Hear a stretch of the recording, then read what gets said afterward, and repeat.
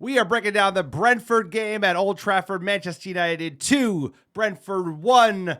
And it was a decent performance from United, all things considered. It wasn't perfect, wasn't great, but it was good. And it was definitely much better in the second half. First half, pretty cagey. United controlling things, gave up a couple of big chances, and then conceded late in the first half. And I thought United responded quite well, which we haven't seen at all this season. To give Erik Ten Hag another game before we head down to Turkey this week for a big tie in Europe. We're going to see our good friend, our old friend, Jose Mourinho, so that's going to be fun. But today was decent, not perfect, got some goals. Garnacho had a terrific goal. I thought Rashford played well. I thought the whole front three played really well today. Rashford, Hojlund. I think Hojlund had probably one of his best United games as well. His link-up was quite good. He had a good goal. So, decent performance. I don't think it's enough to save Erik Ten Hag's job. I'm actually shocked he's still in the seat. But I did enjoy this football match a lot more than I have this season. How are we feeling, sir? Look, it's a needed 3 points back against the wall. We saw survival football, Aston Villa away. Nice international break. You know, nice break. Obviously the journo's going crazy about the main man's job and all the speculation associated with it. With United in 14th place, you have to expect you're going to get criticism. It's going to be a hot seat. And I thought it was a decent performance against Brentford. It's what we should be doing against 10th place Brentford.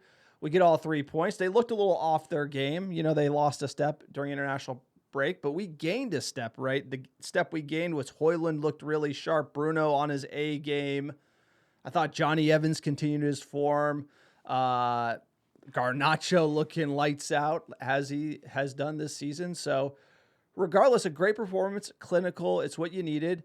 The fact we went up by 2, we scored 2 goals, and then we didn't concede was huge because we've seen this team sort of wilt or fade late in games, and I felt like United kept it up, and that's what we should be doing. No, 100%. You know, first half left a lot to be desired because controlled large parts of it, but weren't clinical enough. I don't think we had enough urgency to get a go-ahead goal. They ended up getting one late, and then we did respond a lot in the second half, which was terrific to see. The players, especially early in that second half, they were really turning the screws, like looking glimpses of United, like what you're supposed to see at home, which is controlling games, dominate possession, and pinning the team back. So good on Garnacho getting a great goal. Hojlund as well, getting off the mark. I thought like the old school Erik Ten Hag midfield of Eriksen, Casemiro, and Bruno looked quite good today. All 3 of them looking, obviously it's a Brentford side, but given that we haven't had a settled midfield, maybe it's the original one that Erik Ten Hag found during his first season. That will be the one to kind of get United going in the end, sir. But either way, good 3 points. But now it's about keeping that going because 3 points ain't nothing if you lose in Turkey. No, it's on to Turkey, on to Jose Mourinho, who we know will get the lads up for it. But before we get into the full Brentford recap, quick PSA for the podcast. You like the American Devils? Check out our YouTube channel. Just got off the ground this summer. Support us, like, subscribe, do all those fun things. Drop a comment on the video. Let us know if you agree with the Muppet Take. We're spreading it worldwide. Also, check out our Patreon page, patreon.com/americanreddevils. You want to go the extra mile, support independent fan content. We have 0 sponsors. It's ad-free. If you like it, sign up on Patreon. Support your boys. Support the Muppet Take. It's what we need. Week in, week out, because it's been tough this season. It's been tough last season, but we will be back, I swear to God. And grab some merch, hats, shirts, stickers, scarves, beanies. We got you covered here. The ARD trucker is pretty fine. Pick something up. Support the podcast, sir. Ask what you can do for the Muppet Take. It's what it's all about. Our website as well, americanreddevils.com. Alex got some blogs up there. He blogged a farewell to Ten Hag. Ten Hag just came out and said, you know what, Alex, you're one of those journos that are stirring up shit during international break. That's an instant classic. I guess I pulled the trigger a little too quickly. I figured they would make the move over the last international break. Well, now I have egg on my face. Beyond the ways John mentioned, support the pod. Another great way to do so is to write 5-star reviews on iTunes or Spotify. And if you do so, we're still giving away free merch. All you got to do is write that 5-star review on iTunes or Spotify. Send a screenshot of the review to americanreddevils@gmail.com with your mailing address, and I'll personally pick, pack, and ship some free ARD gear, sent it right to your door anywhere in the world. I don't know if we were 5-star Reds today. I think 4-star Reds. But given that, you know, we've seen a lot of shit football over the last 14 months, I enjoyed this. I especially enjoyed the second half, you know, seeing the youngsters score. But let's get into it. All right, let's break it down. We had Manchester United, Brentford, early kickoff for Saturday morning. Not that early, but we'll take it. Starting 11 for United. Onana in net. Delo right back. DeLitt, Evans center back pairing. Martinez going out to left back. Eriksen, Casemiro, Bruno midfield. Like you said, Garnacho on the left. Hojlund up top. And Rashford on the right. What'd you make of this starting 11 from Erik Ten Hag? I was a little bleary-eyed in the morning, but I like the fact that this front three, I think it is our strongest front three, and I was glad they were given a chance to play together again.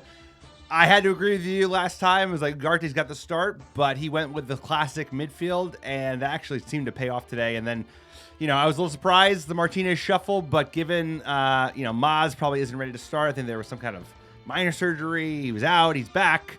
He got, Martinez got pushed to left back, and that actually works. So what were your thoughts on this 11 when you saw it? I mean, this is probably the best 11. Casemiro, you'd like to see Ugarte in there. That is still one of those signings where we're like, we signed Fred, Mourinho didn't play him. Yeah. Oh, no. Ten Hag signed Ugarte. He's not playing him, and his job's on the line. Doesn't give me a lot of confidence in that signing, but I'll take it. It was a strong 11. Let's get into the game recap. We had 26th minute Garnacho. Great chance right at the keeper. 31st, Onana, huge save for United. 34th minute, United kind of getting back into the game. It wasn't the greatest start at Old Trafford. Eriksen, one-on with the keeper. He blasted over. I believe it was a foul on Rashford there. So the ref blew the whistle right for this great opportunity. But a flurry of chances for United in the 30th minute to the 40th minute. So our 41st minute, great interplay between Hojlund and Garnacho. Good chance saved. Our attack really wasn't clicking, but we weren't conceding giant Brentford chances Until a little, what is it, a set piece goal at Manchester United here? Stoppage time. 49th minute, switching off. First half might be Brentford corner, Manchester United down to 10, and they've been punished. Pinnock with the header, and a thumping one at that, and a thumping into the half for the Bees. Thumping into the half for Manchester United, maybe for Brentford, but it was brutal. You had DeLitt with the head injury early in the game. I'm going to blame this one on the trainers. They didn't really wrap that. Usually you get the wrap. The wrap job. Right, you wrap it up. They're going for the goo on the head. Quite a gash. After 20 minutes, the goo starts falling off and then blood spits everywhere. I do think the ref should take him off because of all the blood. That's a lot of blood. And then obviously we're without our best center back on a set piece, and Delo switches off. I mean, we've seen that a million times defensively from Delo. Great player going forward, but you got to ask questions about the defending here.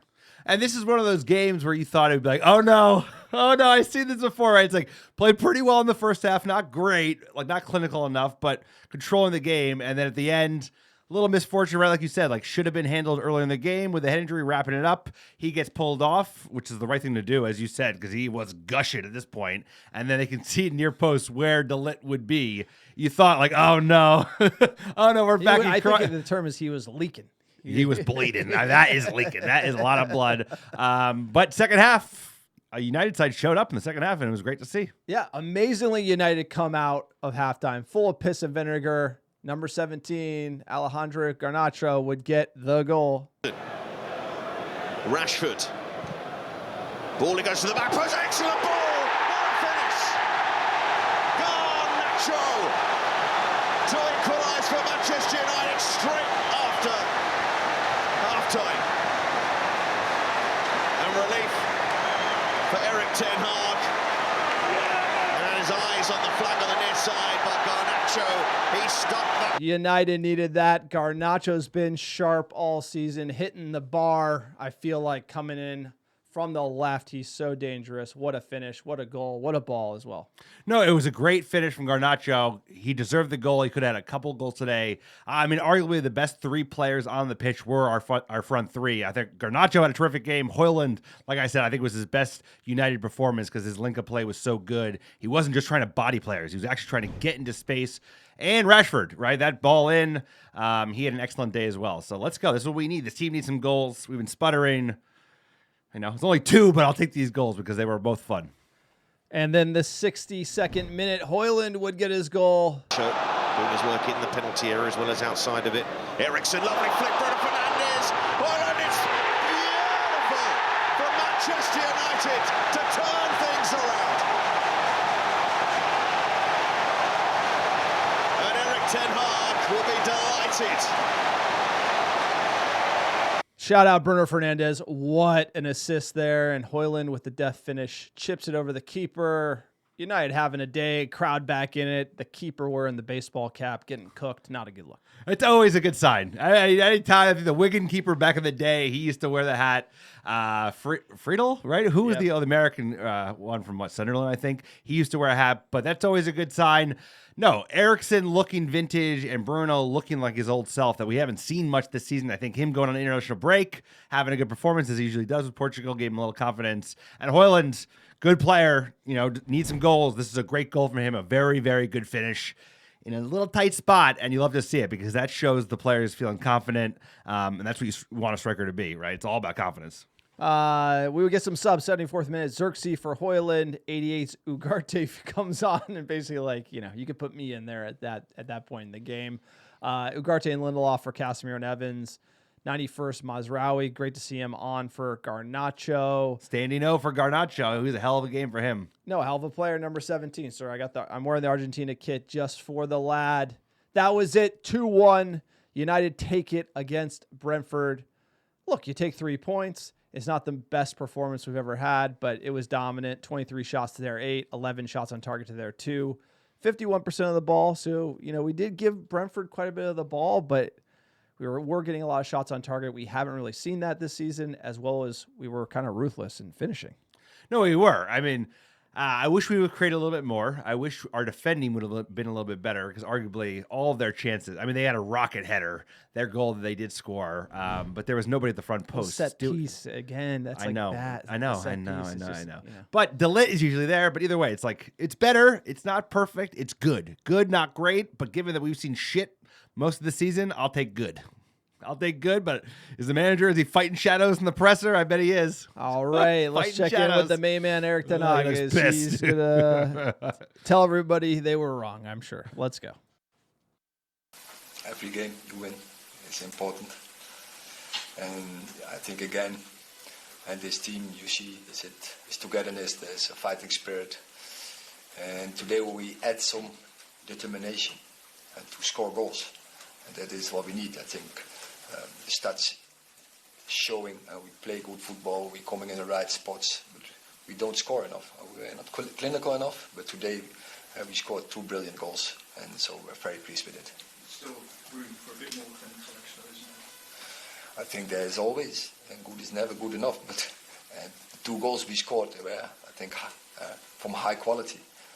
And this, we have seen this team has the capacity to score very good goals. Roundtable Pizza has 3 All right, so poor audio quality on the presser, but the manager's point was valid. Look, we got to be more clinical. We were today. We saw some good goals. We have the quality. We need more of that. Now, great gay at the office, right? Not the kind of job that you would see that's going to save someone's job who's at the end of the line, but what we would hope to see is a run-of-the-mill performance. Not something that's going to blow you away. This is like kind of a game where you'd almost say, squeaky 1-goal win, but we'll take it because United's been so objectively poor this season, and it's nice to see the boys enjoying their football, some good team goals. We could have had some more. I don't like giving up that goal. I mean, I feel like that goal broke our back, but we did respond decently well from it. But now it's all about going to Turkey and getting a result because we've been shit in Europa League this season, and that's going to be a super intimidating venue. That's the hardest probably game of the group match given the setting. That's what it's all about. We got to start stacking them. You can't just have one-off games that are good if you don't win the next one. No, totally. We were talking about while we were watching the game, and I said, this is. It's better than what we've seen to date, which has been 14th football. But it's not a performance that you're like, oh my God, we were dominant, 1.8 XG to their 0.8. I would imagine a Brentford that was a little sharper would have produced a little more against United. They could have got maybe that second goal, but they were all over the shop. Still gave them a lot of the ball. It was in our half. The field tilt was 56 to United, 44 to Brentford. So it's not like you're playing Chelsea. You know, you're playing Brentford. That should be a little more biased to our direction. But we did hold our shape better. We were more sound defensively. I thought the passing was much sharper. You could feel international break really benefited the squad and the manager for that matter. This isn't the, hey, let's go thumb our noses in the journo's face for writing about how his job is on the line. I think this is a more of the same from Manchester United. You know, we saw these results. We've seen bad results. It's just we need to be seeing a trend in the right direction. And while this is a step up from maybe Villa away, survival ball, it's not quite where United needs to be given the investments made in the team and kind of where we are today. But a huge component of why United were better was just our shape. You can see Martin is holding the line at left back, him and Delo, great balance there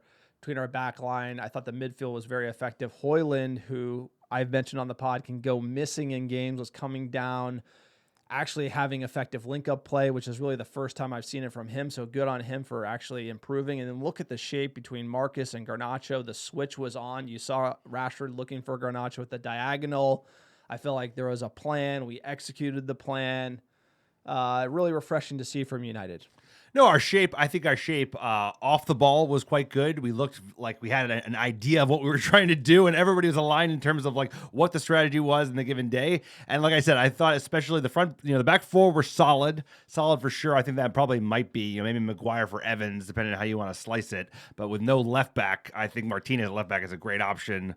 Obviously, Maz, he's had a great start to the season as well, considering how tough we've been. But the midfield and the front three, they all kind of work together quite well. There was a lot of movement off the ball.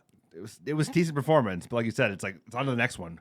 Big game, big game, and maybe the reason that they didn't move on this manager is because like there is a pretty reasonable run of games where they think maybe he could save himself or they can pull up the season a little bit. We've got Leicester, we've got Everton, we've got who else? We've got Ipswich, so Chelsea in between that, but they're thinking maybe, hey, those are the tests, right? If you can't win those games, then you have no business even staying in through Thanksgiving. All right, jumping into fan questions. Really appreciate everyone who tweets the podcast. We love the fan questions here. A little picture of the Holy Trinity. Jumping in at Mike United Mets. It was refreshing to have a left-footed left back, and I'm hopeful this team will improve when Shaw and Malacia are healthy. I'm not going to bet on when those two are healthy because who knows? They're looking comfortable cashing those checks. It's really sad when Malacia, the fact that we don't even have any color on why he's just MIA for 18 months is incredible. Like, why aren't they say like something happened? What happened? Like, like that, you just, no one's going to say anything. It's just like, all right, like it's kind of bizarre. And then Luke Shaw as well. Like, where is he at? Where's the timeline? Like, why? It's almost Halloween, dude. Why did he not play for United? I want to say since March, and then played a few games in the Euros, and then kicked it, and he's out again. It's incredible. It's kind of weird, the lack of gumption to get back, the lack of like visibility into what's going on with these injuries. In other sports, you're seeing players like rush to get back. This is a whole like Shaw Malacia just seem really comfortable. I don't know what the issue is with those two, and we're dying without him. Malacia, I give more of a pass because I think something really bad happened. It's just that Shaw, this has been the same. Oh, we movie. don't know. We don't know. But I'm just. He's a new guy-ish. He's newish. Like, where Shaw, this has been the same shit for a decade. It's like he gets... How many Malacia tweets have you got? Like, oh, Malacia's around the building. Like, all right, guy. Like, who cares? Like, we need you on a pitch. I playing. get that. I get that. But Shaw is supposed to be the starter. About it. It's like I don't disagree. But Shaw is the starter. Like you said, he didn't play past March, and then he showed up for the Euros for the end. Past the group stage, and then got injured right after that. And it's now almost Halloween, and he's nowhere to be found. So like that's like the more concerning thing because he's your starter, and he's always injured and always unfit. At ABman99, a win's a win. Leach at left back was okay. Rashi, Eriksson, and Garno were also good, but we still lack structure and coherence. We faced a very underwhelming Brentford side, so we shouldn't let it get to our heads, but we should build on this win. Totally agree. I am not trying to get over my skis on this win. This is like, all right, I expect this type of performance from United. This almost was like, if we were at like a really good level, this would almost have been like a letdown performance. It would have, yeah. Right. But right now we're like, people are trying to shine this up to something it isn't. including the manager. And guess what? It's really coming down to Fenerbahce away. You're going to get punched in the mouth, and we got to learn how to fight back because a European night away Thursday and then West Ham, those are 2 games that we have to be winning. And that's actually adversity for this team. They're going to be tired. They got the travel. No excuses, play like a champion. That's what United needs to be. No, it's a big match against Istanbul. I mean, this is, like you said, it's a solid game. It's one of those games, like you said, like you wouldn't get out of your seat, but it was about job done. 3 points. We got it done. Went down, late in the first half, and we fought back and won the game. It's all about 3 points. But like you said, now it's about like, no one gives a shit if you can do it on a one-off basis. You have to be able to win and we need to stitch together a run of wins and gain some momentum because then you can lean on that momentum. Right now, we've just been patchy, get a win, shit the bed. This is a big test, though. This is, like I said, this is the hardest game in the group stage in my book because, dude, they're going to be fired up in Istanbul. Porto away was pretty tough. I'm going to say it's probably up there. It's Jose Mourinho. I know, but Porto's tough, too, by for the sure. way, Jose Mourinho. Istanbul. Jose Mourinho will have him up for the game. Oh, At he'll be up for the game. Sirs, worked the bar last night, so I'm watching the replay right now, but looking at our schedule till December, and even this group of bluffers should dog walk every team besides Chelsea and West Ham. Think Ineos are giving Erik ten Hag this time to save his job before the winter slog and transfer windows opens. So, yeah, I think there's 17 million reasons they don't want to fire ten Hag, and we're probably going to see that, I don't think it's the money. I mean, I know you think it's the money. I think it's. I did look at these games. That's a lot of money. Yeah, it's not That's a lot of money. If United doesn't, that would have been material. That will materially injure the club to not buy like Alvarez back for that amount of money. You could get basically like our left back. Buy him back. You can get a left back at United or fire Ten Hag, and I guarantee you Ineos thinking you about might getting get a both. left back. You might get both. I mean, at the end of the day, there is a good run of games. I mean, if he can't pick up a lot of wins, like I said, Leicester, Ipswich, Everton, even West Ham, they haven't been playing well this season. So it's like you got to win, but it starts on Thursday. It starts in Istanbul, and that Chelsea game will be a fun one as well in November. Looking forward to that. At MMaybach13, sirs, where has that been all season? Was it perfect? No, but that second half performance was great. 2 really good goals from Garnacho and Hojlund. De Ligt, dude, was a goddamn warrior today. Need more of this. Shout out to De Ligt. I mean, like, he should probably be coming off. Take a knee to the head like that. Like, you should probably just, like, sub him out. But he kept, that's not even like a final. Maybe like a final, you leave him in. But I was thinking, you take a knee like that, you're like, you should probably just come off, get stitches. Like that's probably the safe move. I mean, safe, of course. Entertaining, not so much. He endeared himself to me, and I'm sure a lot of United fans today. Just like he was very good beyond just playing through a bloody foreign. And I thought him and Evans were excellent today. Just like, some 2 elder statesmen. I feel like De Ligt is like way older than he actually is, given how early he was when he burst on the scene. So that was solid. That was a solid headshot. I mean, he got. But here's that was a lot of blood, dude. He was leaking. Like you said, he was leaking. Where's the trainer? Like I watched soccer for 20 years. For a while. By the way, watched the sport for 20 years. Seen a lot of head injuries, a lot of gashes. Without fail, they just wrap it up like the turban, right? They just go like, "Where's the wrap?" Like they do the wrap, and then the wrap starts falling off. It's like that's they went with the goo. This is the first time. High tech goo. Goo didn't work too well. But again, thank you to all the American Red Devils getting us your feedbacks. That is it. That is the podcast. 3 points. It's easy. We're going to keep winning, sir. Just win, win, win all the way to 21 and the Europa League and the FA Cup and the EFL Cup, sir. We're in all the competitions. Why not win them all? I mean, the season at least deserves like a short respite where we play a little bit of good football before we inevitably fire Erik ten Hag, later this calendar year. But we will see. Today was fun, much more fun than what we've been experiencing this season. Garnacho with a terrific goal, Hojlund as well. It's nice not to be like, all right, manager's getting fired. Like we're going to avoid that for 3 more days. Well, yeah.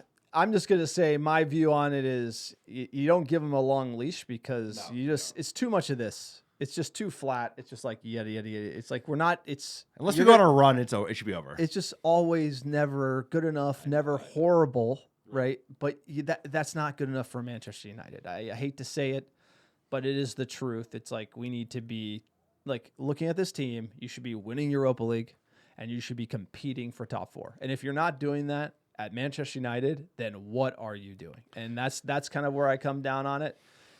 Get busy living.